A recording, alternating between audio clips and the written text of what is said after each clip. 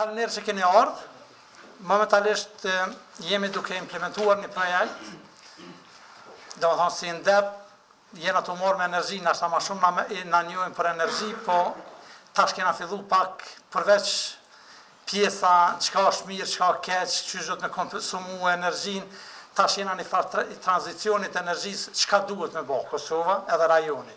Bashkë me partnerët tonë që kena agora energji vende nga Berlini, Gjermanisë, në gjithë rajonin e Ballkanit Perëndimor kemi filluar një projekt të përbashkët, i cili është dialogu me shoqërisë, qeverisë dhe shoqërisë civile me tranzicionin drejt një të ardhme të qëndrueshme në sektorin e energjisë. Më shumë ka të bëjë kur ne e shohim rajonin e Ballkanit Perëndimor, të gjithë kena një sfidë. Domethënë pak a shumë përveç Shqipërisë, ndoshta, këtë jena me një farë tranzicioni mes prodhimit edhe shpenzimit të energjisë, ku është një farë shumica e prodhimit është në termo, po dojmë shku në këto prodhimet alternative të energjisë, burimet e ripërtreshme më shumë që po quhen tash, edhe pjesa e tranzicionit, edhe si pjesë e këtij projektit bashkë me organizatën Agora, që është një nga organizatat e cila në farë mënyre e ka zbuluar tranzicionin e energjisë pariherë si term, kemi filluar të njëjtin projekt në një dialog mes qeverisë, shoqërisë civile dhe krejt hisedarëve që merren me fushën e energjisë, ku është Kosova në tranzicionin e energjisë. Na gjatë javës tjetër ose javëve tjera do të publikojmë edhe 3 punime rreth kësaj teme. Një kene tranzicioni e energjisë në Kosovë, 2 është kemi të bëj siguria e energjisë, domethënë kur del punimi ma shumë e sheni që atë bëj, po dardhoni pak a shumë do të henë në mi prejkë që atë janë pjesa e punime, pa e që është me rëndësia është që Kosova është të kalunin një tranzicion të energjisë, jo pse është dëshirë politike, po është diçka që është trend botnor edhe duhet. Të nisë pej konferencës të Parisit, edhe është që emitimi gaznave, mënyra, po ideja tranzicionit e energjisë nuk është veç të prodhimi energjisë, po është edhe të konsumimi energjisë. Tash për fat mirë, veç ka hi në fuqi ligji për eficiencë të energjisë, ku është edhe fondi për eficiencë të energjisë, ku investimet do të shikohet si po shpenzohet edhe energjia. Gjithashtu ka iniciative mire, ministrit Tuka para disa ditëve, për mënyrën e transportit, ku do të subvencionohet makinat elektrike, unë shpresoj edhe ato me hibrid, fillimisht se ato janë ndoshta në treg, ku edhe mënyra e transportit duhet të shikohet si të i bëhet tranzicioni i shpenzimit të naftës dhe karburantëve tjera në këtë fushë. Kështu pa humbur kohën, na kemi menduar që të jetë një panel ku do të diskutohet qëndrimet e qeverisë dhe qëndrimet e shoqërisë civile rreth tranzicionit të energjisë. Unë veç e kisha ftuar zotin ministër Valdrin Luka shtat në fjalë rasti.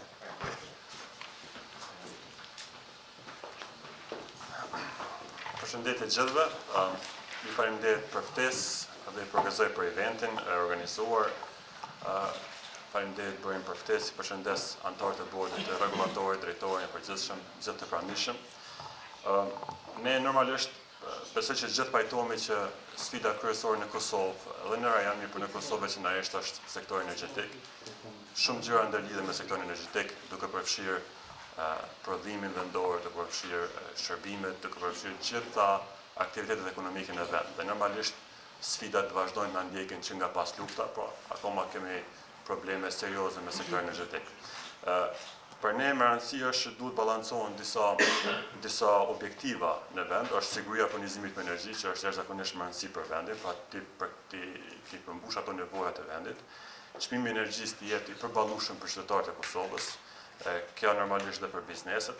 Pastaj kemi objektivin e tretë që duhet mbrojt ambienti, gjithmonë politikat e byrës së kapaciteteve gjeneruese dhe ato që e thikin këtë kërkesë të energjisë, duhet kemi parasysh ambientit të shfrytëzohen në mënyrë resurset për natyrore të shfrytëzohen në mënyrë sa më efikase. Si dhe objektiva ka të është ngritën investimet private dhe të krijohen vende të reja të punës. Ne gjitha politikat e zhvillimit ekonomik i kemi të bazuara të sektorit energjetik, kemi të bazuar në strategjinë për energji që kemi kaluar vitin e kaluar në Parlamentin e Republikës së Kosovës, pra një strategji 10 vjeçare, ku parashem rreth 3 miliardë euro investimin në 10 vite të ardhshëm, por gjithashtu janë edhe obligime ligjore që kemi marrë nga obligimet kontraktuale të MSA-s, pa me Bashkimin Evropian, siç është edhe normalisht pjesë e kemi edhe traktatin e energjisë. Kosova në përgjithësi ka ecur sa i përket energjisë së ripërtreshme, ka shumë për të bërë, tash tutje. Ne kemi një zotim pra ka shi direktiva të Bashkimit Evropian ku 25% e energjisë duhet ta kemi pra energjisë e konsumuar duhet ta kemi nga energjia e përtëreshme.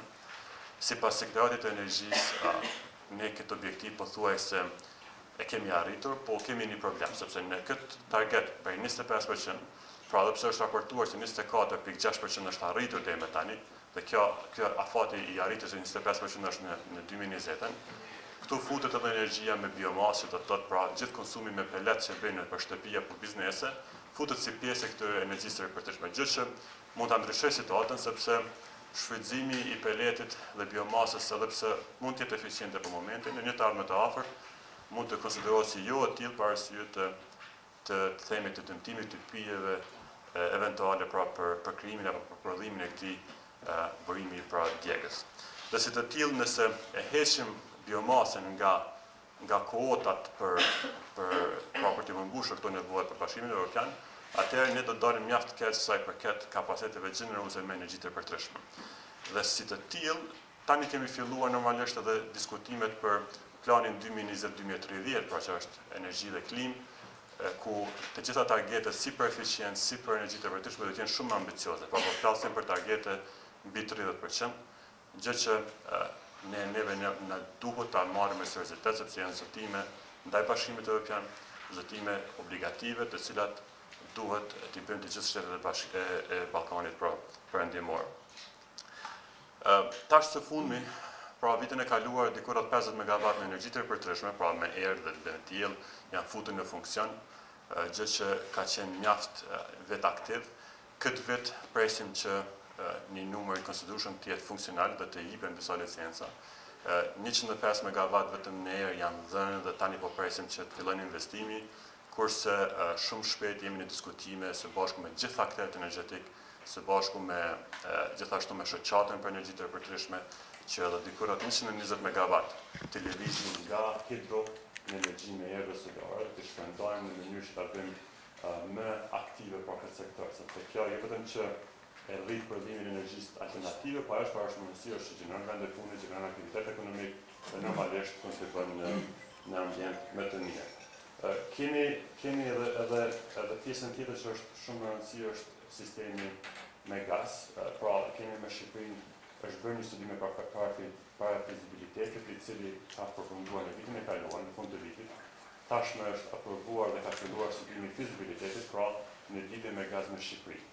Gjithashtu shumë shpejt kemi bërë kërkesë së bashku me Ministrinë e Ekonomisë të Maqedonisë, ku do të bëhet edhe një studim tjetër sa i përket lidhjes me Maqedoninë.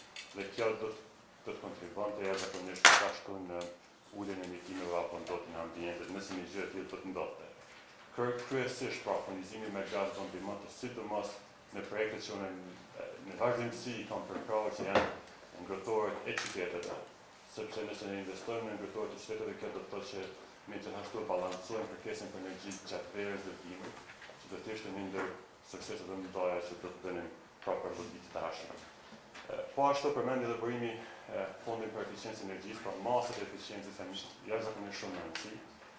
Kosova pra për herë të parë, apo vendi i parë në Ballkan, është e themeloi fondin për eficiencë energjisë muajin që shkoi. Ligji për eficiencë ka kaluar në fund të vitit që shkoi dhe tash kemi një fond aktiv, pra kemi një fond funksional dhe është në procedurë për përzgjedhjen e drejtorit përgjithshëm.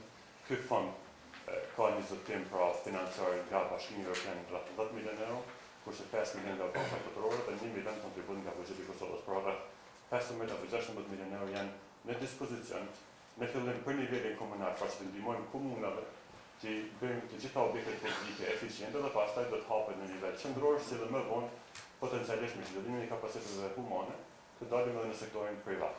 Pra, e gjitha kjo parashet që diku rreth 80 milionë euro në vit do të futen në eficiencë të energjisë në vitet në vijim. Prandaj tregon për një rëndësi dhe seriozitet jashtëzakonisht të madh, sepse potenciali gjithashtu edhe këtu është i madh, sepse cili objekt që bëhet eficient do të thotë jo vetëm kursimi i energjisë, por do të thotë vendet e reja punës, rregullim të ambientit të punës ku punojnë ata punëtor, apo në rastet e spitaleve apo fakultetet dhe studentët dhe pacientët kanë kushte më të mira ku mësojnë apo trajtohen. Janë normalisht që gjitha këto aktivitete po ndodhin, pra janë realitet. Kosova ka bërë portalin në këtë aspekt, Ne dim që është edhe sfida jonë me kapacitet bazë në rusë prapë energji në bazë, që është nga Energjia. Momentalisht Kosova vazhdon të operoj me sfida jashtëzakonisht nga një centralë jashtëzakonisht të vjetërsuar, që duhet ta shoh pra fundin e saj në vitet në vijim. Kosova parashqitet të komisionohet tërësisht të zëvendësohet pjesërisht në Kosovën e re, një projekt që është në zhvillim i sipër. Pra shpreh që do të jetë zgjidhja e energjisë bazë, pra me të ngjall, prapë në duhet bazohemi që ta kemi një tranzicion të energjisë në energji të zepër. Këtë parashojmë të ndodhë në 40 vitet e ardhshme, ku tërësisht energjia, kapaciteti gjeneruese në Kosovë duhet të jenë energji të zepër. Dhe këtë kemi marrë edhe si zotim, kurse për 20 vitet e ardhshme do të jetë sfida kryesore e tranzicionit duke mbyllur Kosovën mbi duke e zëvendësuar të energji të rikëtshme. Sfidat mbesin në treg, mbetet sfida kryesore e marrëveshjes për implementimin e energjisë me Serbi, gjë që na pendon në aktivizimin e linjës së interkoneksionit me Shqipërinë. Një aktivizim i asaj linje do ta mundësonte optimizimin apo shfrytëzimin më të mirë të energjisë që prodhojmë në vend, apo në Shqipëri në mënyrë se të kemi shkëmbim më të vlerëshëm të energjisë në mes të dy vendeve. Tani jemi në përfundim me sipër dhe një marrëveshje gjithashtu për energjisë së bashku me Organizatën Evropiane të Transmisioneve, që është NCI, një marrëveshje e cila pritet të nishohet edhe me 14 prill, ku Kosova në vazhdimsi është duke lëvuar se bëhet anëtare plot në NCI, dhe kjo do t'i hapte rrugë aktivizimit të linjës si dhe normalisht shfrytëzimit më të mirë të resurseve në vend dhe në Shqipëri. Pa dashur me marrë kohë më tepër, i falenderoj edhe herë për ftesën. Shpresoj që debatet e sotme do të na kontribuojnë edhe neve të ndihmojnë neve në politikë plurje pra në vitet në vijim. Unë studimin nuk e kam pas një kopje që është bëmi, po me dëshirë të ta marrë për dhe të shikojmë gjithë ato rekomandime që vinë nga këto studime. Faleminderit edhe herë. Mirë shumë, Ministër. Jo punimet, javën tjetër janë punimet që kena me gotë, ose këto i vesh që kena bëmë ma herët, po gjetët e punimet da bëmë gjatë pjesës tjetër, po besoj që kur bëmë punimet. Tash e kësha thirë Sonja Ristesin, kolegën të nga Agora Energji Vende, e cila do të bëjë një prezentim rreth sistemit energjetike 2030, trajtimi sfidës së fleksibilitetit dhe rritja e bashkëpunimit rajonal. Sonja. Thank you. First, I would like to thank our partners for the invitation to present the latest results of the regional study that we did. I will talk today about just a short intro. INDEP is our partner in the SecurityNet network of Southeast Europe. Is a network of think tanks of 10 countries of Southeast Europe. We have two projects. One project which deals with the Western Balkans. Here we have North Macedonia, Kosovo, Serbia, Montenegro, and Bosnia and Herzegovina. And we also have 4 partners from the EU countries, Bulgaria, Romania, Greece, and Croatia. All of these countries, all of these partners, together with us, Agora Energia from Berlin, think tank who deals with the energy transition in the whole world. We started working first on the German energy transition, and now we expanded and try to navigate through the changes in the energy sector throughout the world. My name is Sonja Risteska. I'm the project officer who deals with Southeast Europe. I will talk today a bit about the regional study that we just finalized. It's still not published, so these are the results of the study. Modeling that REC Institute from Budapest did for us, for the partners, for the region. What we try to do and what we try to see is basically how the systems, the power systems of Southeast Europe, and here include as well, of course, Kosovo, will function in 2030 if we have 50% of renewable energy in the system.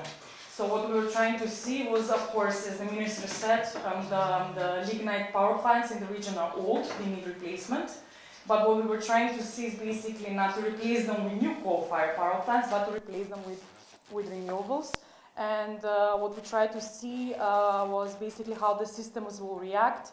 Will we have problems with energy security? Will we have problems to satisfy the demand?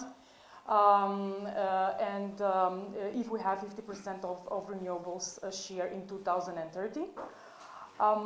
What the study shows, these are the results of the generation mix in Southeast Europe in 2030. We looked at the region as the region itself. The countries are quite small.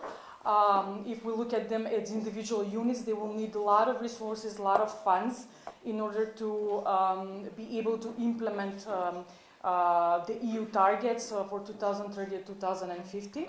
Of course, you'll probably know that the energy community also insists for the region to have one joint market, and as a region to join the European energy market one day as basically one unit.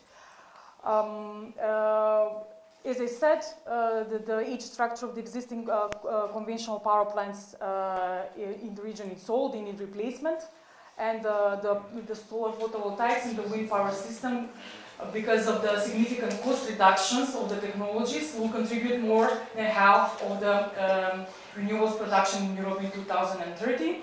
And for Southeast Europe, they will contribute by some 65% of the renewables generation by then. So this is only Dhe kështu që po flasim këtu për energjinë solare dhe të erës, nuk do të ndalem këtu, vetëm të them se ky është ai modeli në vlerësim. E kemi marrë vitin 2030 dhe skenarin dekarbonizimit që është prezantuar mirë para disa vitesh. I kemi pas disa fusha ku jemi përqendruar se si reagon sistemi kur nuk kemi erë as ngrohje solare dhe kur na mungojnë kapacitete dhe se ndikon kjo në integrimin e energjisë së ripërtrishme, cilat janë para kushtet për tranzicionin të energjia e pastër në Ballkanin perëndimor. Duhet të ketë ka termocentrale që do të shfrytëzohen dhe të termocentraleve nga 100 kusur të mbeten në rreth 80 që të përgjysmohet numri termocentraleve për 10 jetë dhe njësitë mbetura në rajon të jenë kryesisht për fleksibilitet, që do thosë energjia bazë si sot të mos jetë ashtu, por njësitë mbetura të shfrytëzohen vetëm për ta mbushur kërkesën gjatë pikut kur nuk ka energji të erës apo solare. Pse është kështu? Kjo nuk vlen vetëm për ta mbrojtur mjedisin, por edhe aspekti ekonomik në për Evropë dhe për rritjen e investimeve dhe që ta ndryshojmë këtë lakole, sepse do të jetë gjithmonë më e shtrenjtë prodhimi nga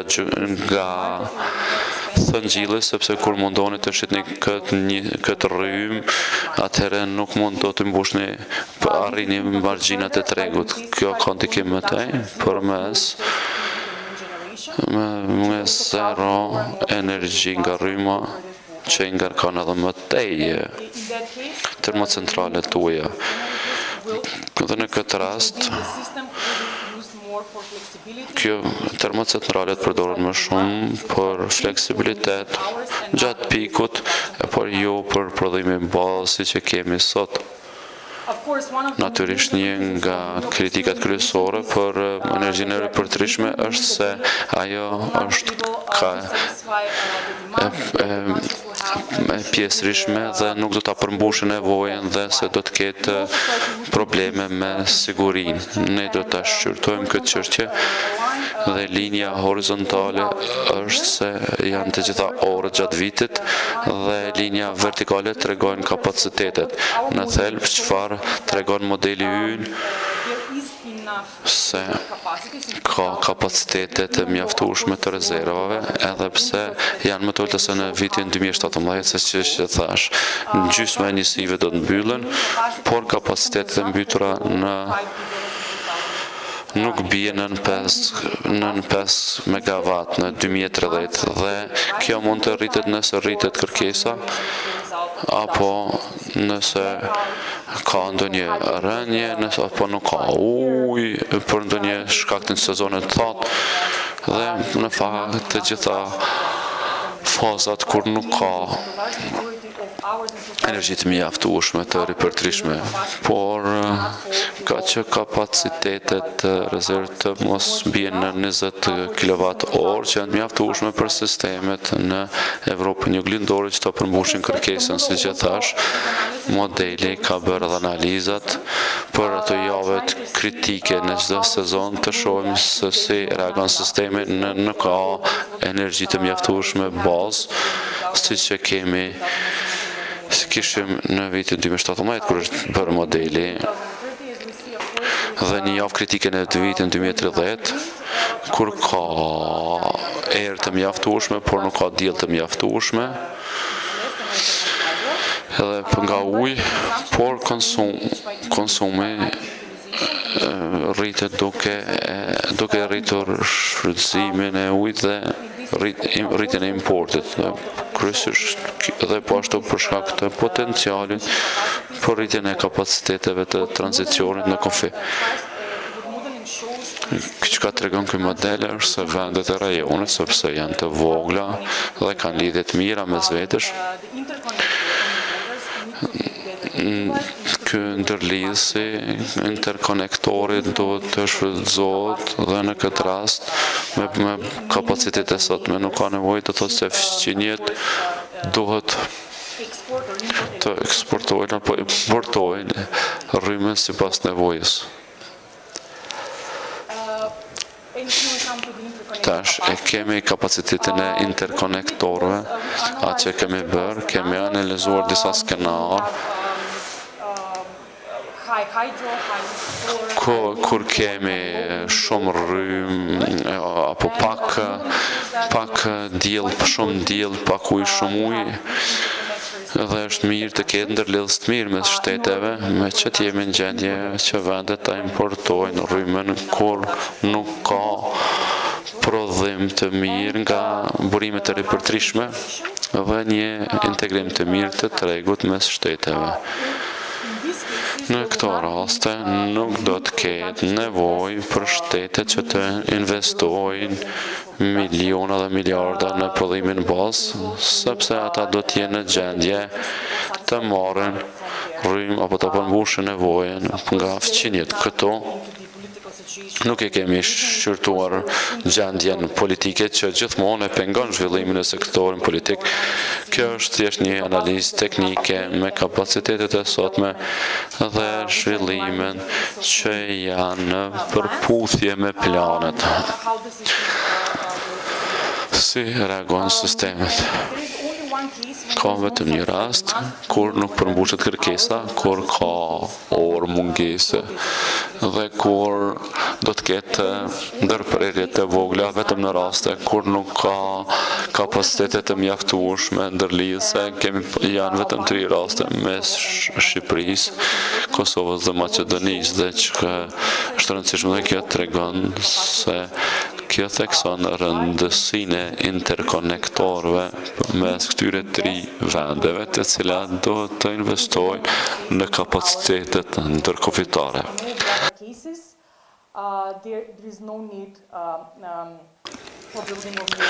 Në të gjitha rastet të tjera nuk ka nevojë për ndërtimin e konektorëve të tjerë. Atë mundohemi të tregojmë këtu është se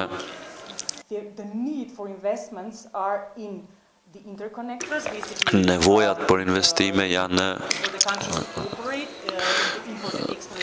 interkonektor dhe për bashkëpunim të vende dhe për integrim të tregut. Ka nevojë më të madhe për të investuar këtu se sa në energjinë bazë, sidomos me rritjen e çmimit të ndërtesave të termocentrale me fosil dhe me karbon, emitim karbonit dhe për me termocentralet dhe me BE-n që do të caktoj saqet për rajon që do të thotë se investimet në energjinë bazë do të jenë për herë më të larta dhe do të ketë edhe reduktime dhe kjo do të thotë se ata duhet të kërkojnë alternativa, por ata ka nevojë për integrim të mirë të tregut dhe ndërlidhje të mira ndërkufitare për nëse dëshirojnë të mos përballen me reduktime brenda kufive të vetë. Si që thash të konkluzionet, sistemet energjetike mund të kenë më shumë energji të ripërtrishme, është diçka e arritshme. Si që thash, studimi tregon se lidhja mes shteteve është kyçe që të kenë më shumë energji se sa sot, ata duhet të arrisin bashkëpunimin ndërkufitar dhe bashkëpunimin dhe kjo do të sjellë jo vetëm përfitime, por do të ketë edhe racionalin ekonomike sepse do të krijojë çështje më të mirë në tregjet e tjera, jo vetëm të tregjet e fqinjve sepse e dim se tregjet individuale në Evropën juglindore janë të vogla, por do të mundsoj edhe fleksibilitet kur ka vite të mira me ujë që të ofrojë shërbime në Evropën juglindore, sepse ata nuk e kanë nivelin sikurse Evropa juglindore. Si që thash, kështu që fleksibiliteti është mjaft i rëndësishëm për rajonin, kështu që sistemet energjetike në të ardhmen do të duken krejt, më ndryshe do të ketë një prodhim shumë më fleksibil dhe do të ketë shumë më shumë energji solare dhe nga era dhe kjo është mund që vetëm nëse shtetet bashkëpunojnë për